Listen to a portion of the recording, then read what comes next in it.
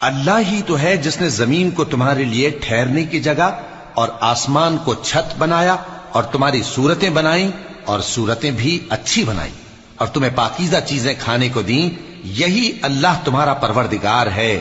سو اللہ رب العالمین بہت ہی بابرکت ہے.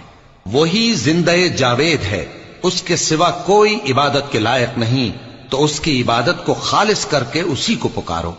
ہر طرح کی تعریف اللہ ہی کے لیے ہے جو تمام جہانوں کا پروردگار ہے. اے نبی کہہ دو کہ مجھے اس بات کی ممانعت کی گئی ہے کہ جن کو تم اللہ کے سوا پکارتے ہو ان کی پرستش کرو، اور میں ان کی پرستش کیسے کروں جبکہ میرے پاس میرے پروردگار کی طرف سے کھلی دلیلیں آ چکی ہیں، اور مجھ کو حکم یہ ہوا ہے کہ پروردگار عالم ہی کا فرما بردار رہوں.